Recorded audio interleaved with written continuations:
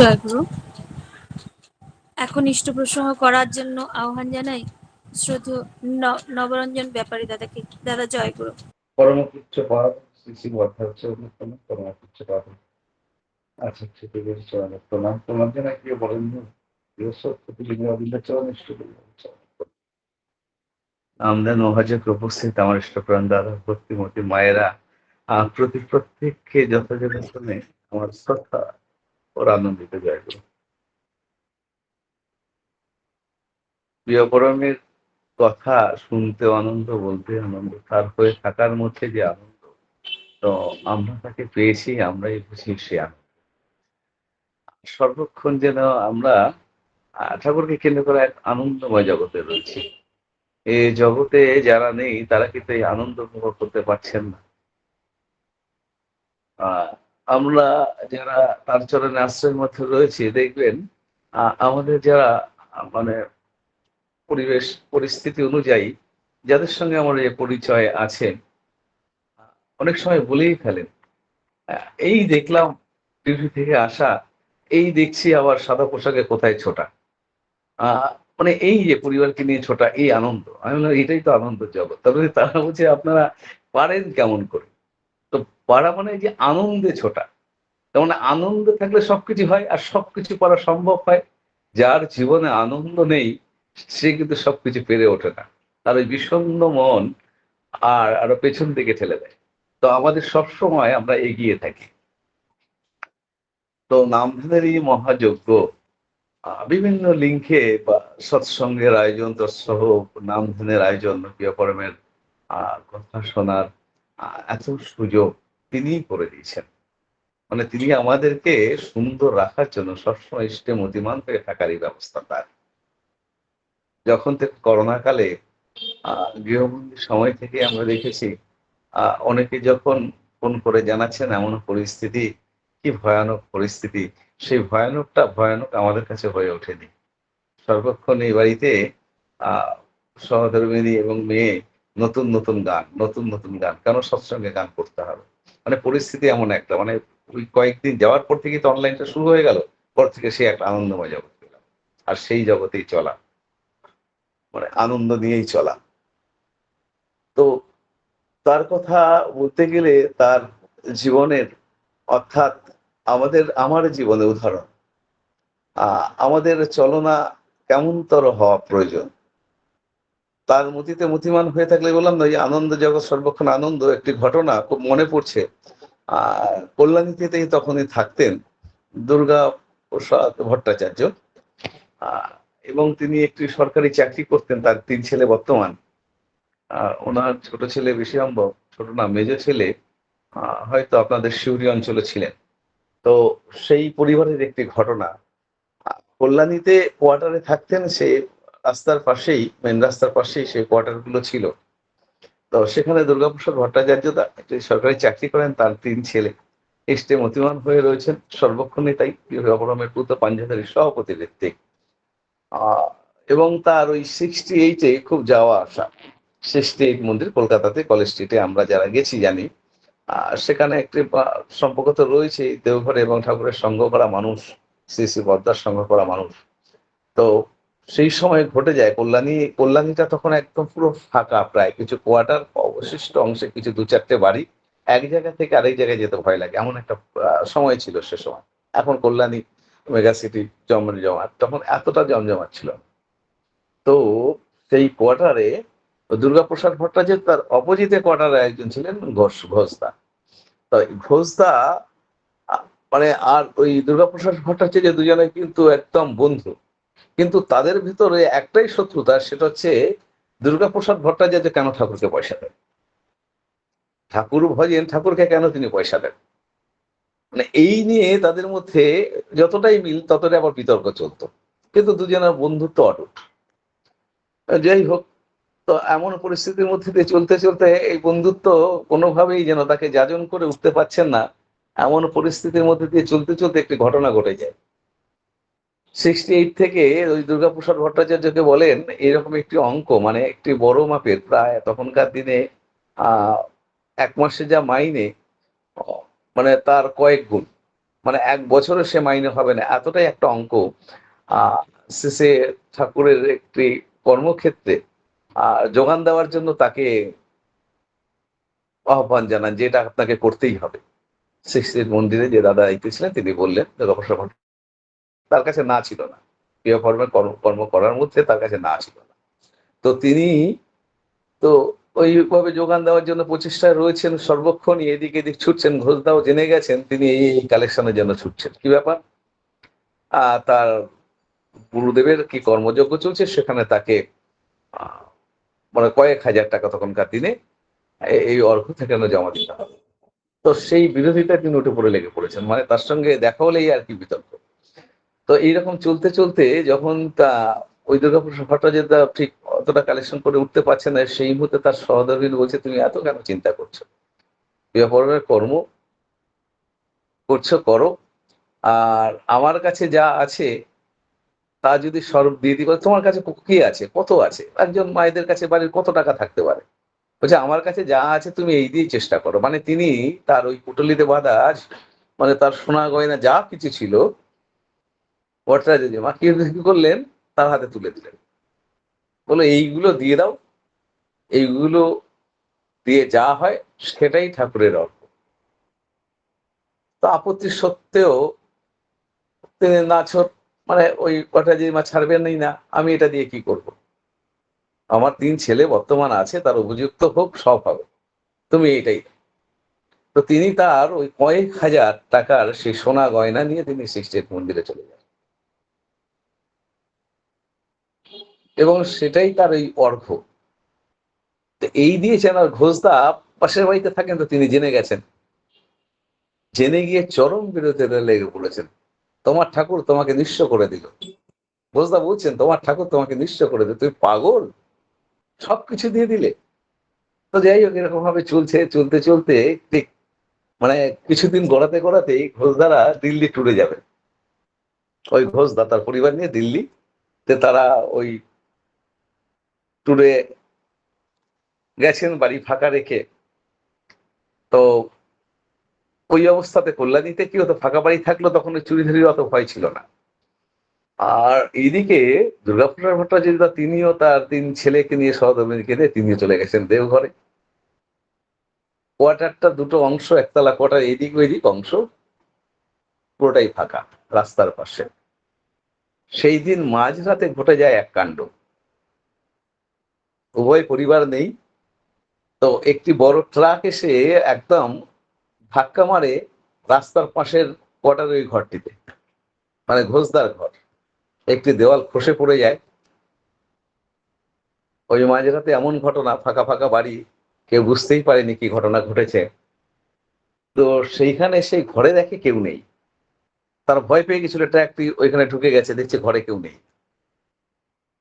কোন লোকই বেরিয়ে আসেনি ওই মুহূর্তে। এবং ওই ট্রাকে যারা ছিল তাদের মধ্যে একটা বুদ্ধি এঁটে গেছে। এরকম ঘটনা ঘটেনি কল্যাণীতে। নিশ্চয়ই এরকম কোনো বুদ্ধি এঁটেছিল।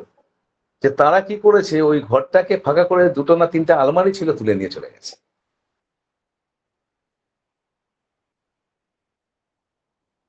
দেওঘর থেকে ফিরেছেন দুর্গাপ্রসাদ দা তার পরিবারকে নিয়ে। দেখছেন রাস্তার পাশে ঘর ভাঙা। ঘোষদার বাড়ির এই অবস্থা। মানে দিনের বেলা হইচই পড়ে গেছে। থানা থেকে লোক এসে বাড়িটিকে এদিকে ঘিরে দিয়ে গেছে। এরকম একটা পরিস্থিতি চলছে।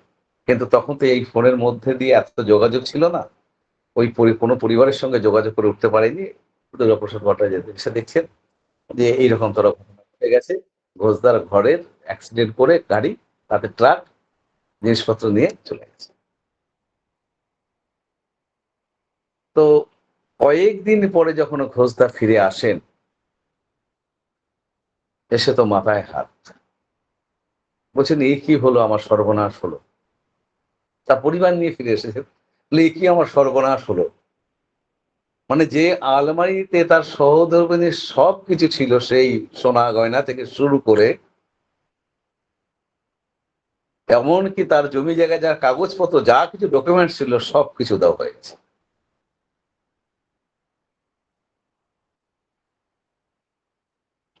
দুর্গাদাকে ধরে বলছেন, কি সর্বনাশ আমার হলো বলো, কি সর্বনাশ হলো আমার বলো, মানে পাগলের মতো করছেন। দুর্গাদা সেদিন হাসি মুখে বলেছিল, ঘোষদা আমারও খারাপ লাগছে, আমার যা কিছু ছিল সব প্রিয় পরমের চরণে লাগলো, তোমারটা লাগলো কোন কামে, তোমারটা লাগলো কোন কামে। তা এই হচ্ছে, তো তাকে দেওয়ার মধ্যে দিয়ে যে আনন্দ, ঘটনা কিন্তু অনেক কিছু ঘটতে পারত। তো প্রিয় পরম আমাদের এইভাবে রক্ষা করছেন। তো না দিয়ে পাওয়ার যন্ত্রণা, ওই না দিয়ে পাওয়ার যন্ত্রণা তিনি ভোগ করছেন, আরেকজনে দিয়ে সে আনন্দে তার তিনি সন্তানকে নিয়ে জীবনযাপন করছেন। তো আরেকটি ঘটনা, তো একটি মা, তিনিও সংকল্প করেছেন তার কেন্দ্র মন্দিরের জন্য তিনি 1,00,000 টাকা দেবেন। কারণ সবাই হাত তুলেছিলেন, আচার্যদেবের আশীর্বাদ, এই কোঠাটা আমরা তার আশীর্বাদে ঠিক করেছি, যারা দেবেন হাত তুলেন সেই মাটি হাত তুলে বসে তার নাম লেখা হয়েছে, বাঁকুড়ার ঘটনা। তো সেই মাটি অনেক প্রচেষ্টা করেও সে অর্থ সংগ্রহ করতে পারছেন না, এদিকে মন্দির উদ্বোধনের পথে। তো তিনি তার আত্মীয় স্বজন এবং গুরু ভাইদের কাছে গিয়ে গিয়ে সেখান থেকে তার কালেকশন মাত্র 13,000 টাকা। 1,00,000 টাকা অনেক দূরে। তিনি কি করবেন, তিনি ভাবছেন কি কোন অনবরত নাম করে যাচ্ছেন। নাম করতে করতে তার মনে পড়লো যে আমার ঘরে তো এত সম্পদ রয়েছে, আমি বিধবা নারী, আমার এই সন্তান, আমি এই দিয়ে কি করব। তো তিনি তার ওই সম্পদ যা কিছু ছিল, অর্থাৎ সোনা গয়না যা ছিল, তা নিয়ে চলে গেছেন স্যাকরার দোকানে। স্যাকরার দোকানে গিয়ে তিনি ওজন করে দেখছেন, ওই 70-এর ঘরে প্রায় কত 73 না 74,000 টাকা ওই সোনা গয়নার ওজন অনুযায়ী তার দাম হচ্ছে। তো ওই দিয়ে টোটাল করে দেখছেন 86 কি 87,000 হচ্ছে, পুরোপুরি হচ্ছে না। তার 13,000 টাকা কালেকশন করেছেন, 1,00,000 টাকা হচ্ছে না। তিনি সেখানে একটু ভেঙে পড়েছেন। তিনি বলছেন, দাদা আর একটু বাড়বে না, দেখুন না। তো বলছি, দেখুন আমরা যতটা দিই পুরনো সোনা গয়নার বদলে এই অঞ্চলে এত কেউ দেয় না। তো তিনি না অঝরে কান্না করছেন দোকানের বারান্দায়। তো দোকানদার বলছেন, ভাই এইভাবে কান্না করবেন না, আপনি এইভাবে কান্না করলে মানুষের অন্যরকম ধারণা হবে আমার দোকানের সম্বন্ধে, এইরকম কেউ দেয় না।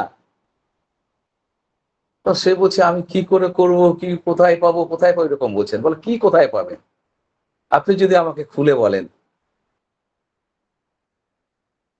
তখন বলছে, এই ছেলেটাকে বলছে যে দোকানে ওজন করে, মালিক বলছে একটু ওজন করে দেখ, ভালো করে দেখ তো। ভালো করে দেখে বলছে, তো ওই তার থেকে 2-3 হাজার বাড়িয়ে সেটা 90 হচ্ছে।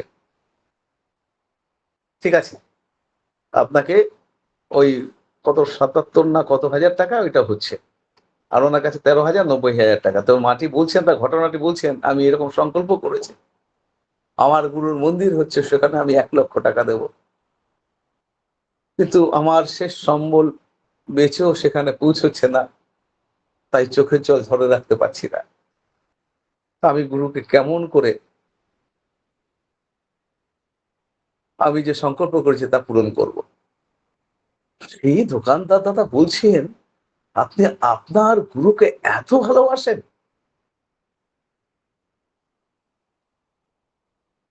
আপনার যা কিছু শেষ সম্বল সব গুরুকে দিচ্ছেন, এত ভালোবাসেন। তিনি বলছেন, আমি তাকে ধরে তাকেই পেয়েছি, তাই তিনি আমার জীবন সর্বস্ব, তাকে দেব না তো কাকে দেব। এই কথা শুনে সেই একটা, সেই মালিকের তার চোখে জল।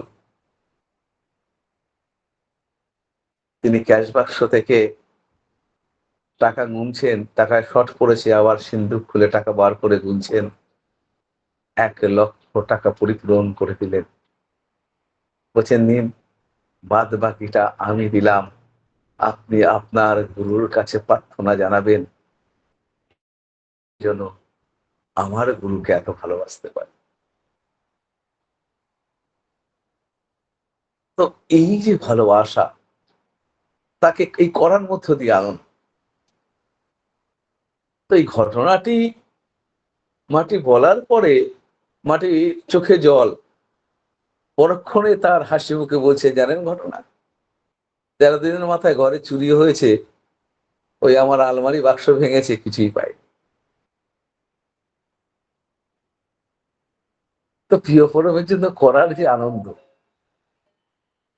হয়তো দুঃখ নিয়ে তাকে থাকতে হতো যদি সবকিছু হারাতে হতো, কিন্তু এই প্রিয় পরমের কে এই যে দেওয়ার মধ্যে যে আনন্দ, সবকিছু দিয়েও তাকে যে খুশি করা, তাকে এই যে প্রকৃত ভালোবাসা, এই ভালোবাসার মধ্যে যারা আছেন তারাই বোঝেন। এই ভালোবাসা অর্থ দিয়ে কেনা যায় না। এই ভালোবাসা অন্তর, এই হৃদয় হৃৎপিণ্ড থেকে আসে। এক মা শ্রী ঠাকুর সান্নিধ্যে গেছেন, তো তার অনেক কথোপকথন হলো। ঠাকুর বলছেন, তুমি কি পাইলা গো? ঠাকুর ধরে তুমি কি পাইলা, কও দেখিনি। ঠাকুর তাকে জিজ্ঞাসা করছেন, তার ছোট্ট সন্তান তার সাথে রয়েছে। ঠাকুর ধইরা তুমি কি পাইলা, কও দেখিনি। মাটি বলতে পারছেন না। মাটি ঠাকুর প্রণাম করে বাড়িতে গেছেন, কি বলি ঠাকুরকে পরে বলবে, কি পাইলা কও, কি পরে কইবা। এই যে তিনি সেখান থেকে প্রণাম করে চলে আসেন। ওই বাচ্চা ছেলেটি ঘরে আসার পরে বলছেন মাকে, ও মা, তোমাকে ঠাকুর জিজ্ঞাসা করলো ঠাকুর ধরে কি পেলে, তুমি বলতে পারলে না। বলে, কোনটা ছেড়ে কোনটা বলি। কেন গো মা, ঠাকুর ধরে যে আমরা এটা বলতে পারলে না। ওইটুকু বাচ্চা শিশু, ঠাকুর ধরে যে আমরা ঠাকুরকে পেয়েছি, এই যে বলা সেন্স, ওই বাচ্চাটির মধ্যে, অর্থাৎ তিনি এই যে মায়ের সাথে প্রিয় পরমের সান্নিধ্যে গিয়ে তার ওই দৃষ্টি প্রিয় পরমের প্রতি, তার মধ্যে যে ওই জ্ঞানের উদয়, মাটি কত বড় প্রাপ্তি ঘটেছে বলুন তো। তাকে ধরে চলার মধ্যে দিয়ে সর্বক্ষণে প্রাপ্তি যোগ করেছে। পাওয়া, ধরো করো হও পাও, তাকে ধরার মতো ধরতে হবে। পরম পূজ্যপদ আচার্যদেব, বর্তমান আচার্যদেব, বহুদিন আগে শ্রী শ্রী দাদা আচার্যদেব কল্যাণী মন্দিরে তখন কর্মযজ্ঞ চলছে, সেই মুহূর্তে তিনি আসেন। তো তিনি এসে একটি কথা বলেছিলেন, ভাসমান নৌকা একটি দড়ি থাকে, সেটা দিয়ে আমরা ঘাটে এসে নৌকাটাকে বাঁধি, সেই বাঁধনটা যেন শক্ত গাছের সাথে হয়, সেই বাঁধনটা যেন শক্ত গাছের সাথে হয়, তাহলে ভয় নাই। মনে পড়ে, তাহলে আমাদের বাঁধনটা কোথায়? পুরুষোত্তম, স্বয়ং পুরুষোত্তম, যিনি সত্য শ্রী হরিতে তাই রাম, তা পরে শ্রীকৃষ্ণ কলিতে পুরুষোত্তম চক্র। তাকে পাওয়া তো সহজ নয়। তাকে পাওয়াটা আমার অতীত জন্ম থেকে সিলেকশন হয়েছিল।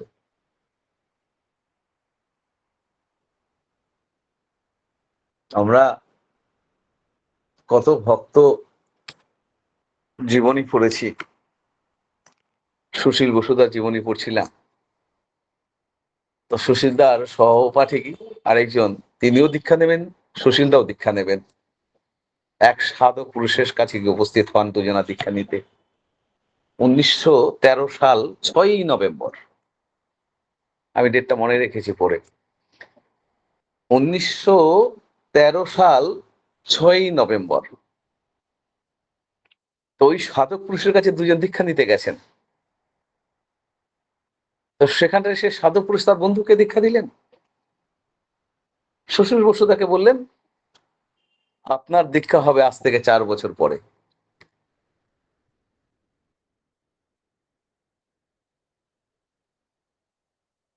আপনার দীক্ষা হবে আজ থেকে 4 বছর পরে। সুশীলদা জীবনের ঘটনা। তাই সুশীলদা 1917 সালে 6ই নভেম্বর তিনি তার ভগ্নিপতি তার বাড়িতে গেছেন, বোনের বাড়িতে গেছেন। সেখানে গিয়ে প্রবেশ করে বাইরের ঘরে বসে আছেন এক যুবক, সুদর্শন যুবক, অপরূপ সুন্দর। ঠিক তাকে দর্শন হওয়া মাত্রই সেই সুদর্শন যুবক এসে তাকে জড়িয়ে ধরলেন।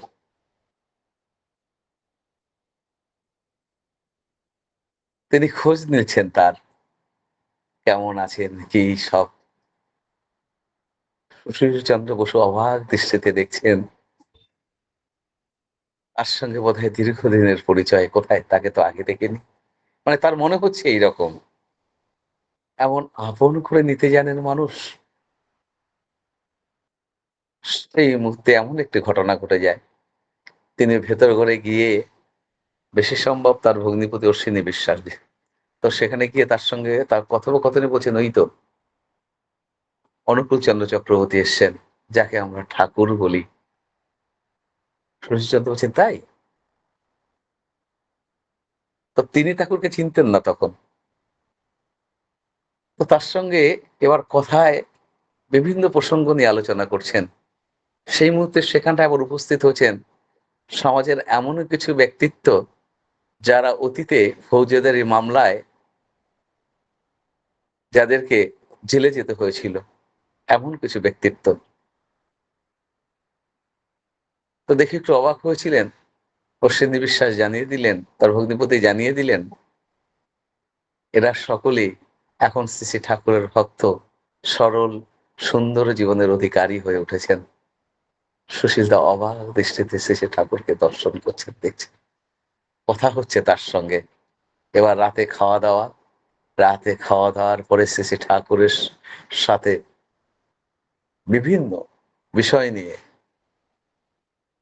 দর্শন শাস্ত্র, রাজনীতি, দর্শন শাস্ত্রের তো অভিজ্ঞ মানুষ আমাদের সুশীলদা, এবং পরবর্তী সময়ে তিনিও আইন নিয়েও পড়েছেন, একজন আইনজ্ঞ। তো তিনি তার সঙ্গে মানে বিভিন্ন বিষয় নিয়ে, রাষ্ট্র জীবন, সমাজ জীবন, ব্যক্তিগত জীবন নিয়ে আলোচনা হচ্ছে ঠাকুরের সাথে রাত্রে খাওয়া দাওয়ার পরে। এই আলোচনা চলছে অনবরত, চলতে চলতে ভোর হয়ে গেছে। সুশীলদা ভাবছেন, যিনি একজন যার উচ্চ শিক্ষা নেই, তিনি এত বিষয়ে এত অভিজ্ঞ, কেমন করে সম্ভব? তিনি সেদিন ভেবেই আছে, এই পৃথিবীর অজানা যা কিছু একমাত্র তিনিই জানেন। আর এই ভগবানের সঙ্গ করা, তাকে তো ঠাকুর বলতেন না, ঠাকুরের সঙ্গ করা মানে জীবন আরো সমৃদ্ধ থেকে সমৃদ্ধতর করে তোলা। পরের দিনে 7ই নভেম্বর 1917 সাল সুশীল বসু দ্বারা দীক্ষা হয়। ঠিক ওই যে 13, 17, 4 বছর পরে তখন সুশীলদার জ্ঞানে আসে, আরে আমাকে তো 4 বছর আগে বলেছিলেন। ঠিক 4 বছর হওয়ার সাথে সাথেই আজকে আমি, তাহলে তো তিনি কম সাধক নয়, তিনিও তো সাধক পুরুষ। আর আমি যাকে পেয়েছি তিনিও ঠাকুর। এই যে তার মধ্যে ভাবনা, তার আধ্যাত্মিক বোধ চেতনা আরো বৃদ্ধি পেল, এবং ঠাকুরকে ধরে চলেছেন, এবং কত যে অসম্ভবকে সম্ভব করে তুলেছেন। কারণ পুরুষোত্তমের অভিধানে না কথাটি নেই, আর তিনি তার সম্ভব করে দেখিয়েছেন। একাধিক ঘটনা বলে শেষ করা যায় না সুশীলদার জীবনের। তেমন ভক্ত, বললাম, অতীতে তিনি তারই সান্নিধ্যে ছিলেন, আবার পুরুষোত্তম এসে আবার তার কাছে তাকে টেনে নিলেন। আপনি, আমি সকলেই অতীতে তার চরণে ছিলাম। আবার তার চরণের আশ্রয়ে রয়েছি। তার কর্মের মধ্য দিয়ে চলাই হচ্ছে আমাদের আনন্দময় জীবন। এই আনন্দময় জীবনের অধিকারিণী হয়ে ওঠেন প্রত্যেকে। আজ এখানে শেষ করছি। বন্দে পুরুষোত্তম। জয় গুরু। জয় গুরু দাদা, জয় গুরু। অপূর্ব সুন্দর আলোচনা। মনে হচ্ছিল যে না থামাই, আর আপনিও না থামেন। কারণ অনেক অজানা তথ্য, আসলে আমাদের সব সময় বই পড়াও হয় না, তাই এই অজানা তথ্যগুলো আপনি দেন, তাতে আমরা সমৃদ্ধ হই। খুব সুন্দর করে আলোচনা করলেন যে তাকে দেওয়ার মধ্য দিয়ে যে আনন্দ পাওয়া যায়, এবং যে দেয় এবং যাকে দেওয়া দেওয়া দেওয়া হয় সেই বোঝে এই আনন্দ। প্রিয় প্রিয় পরমকে কেমন করে ভালোবাসতে হবে, তার সুন্দর দুটো ঘটনা বললেন। আমরা সমৃদ্ধ হলাম। ঠাকুর ধরে ঠাকুরকেই পাওয়া যায়। ভাসমান নৌকাকে দড়ি দিয়ে, যেমন শক্ত দড়ি দিয়ে বাঁধতে হয়, তেমন আমাদের জীবনটাকে চালানোর জন্য প্রিয় পরমের সাথে যদি যুক্ত হই, তখন আমাদের আর ভেসে যেতে হবে না। এই পৃথিবীর সমস্ত অজানা তথ্য তিনি জানেন। আসলে যুগে যুগে তিনি এসেছেন, আমরাও এসেছি, হয়তো এসেছি, কিন্তু তিনি সবকিছু জানেন আর আমরা জানি না। এটাই তার মধ্যে পার্থক্য। খুব সুন্দর আলোচনা করলেন। আমরা সমৃদ্ধ হলাম। পরম পিতার কাছে আপনার সার্বিক মঙ্গল প্রার্থনা করি দাদা। আবারও আসবেন, পারলে যুক্ত থাকবেন, যখনই সময় পাবেন যুক্ত থাকবেন। আর মাঝে মাঝে এরকম ছোট্ট ছোট্ট ঘটনা শুনিয়ে আমাদের সমৃদ্ধ করবেন। জয় গুরু দাদা, ভালো থাকুন। জয় গুরু।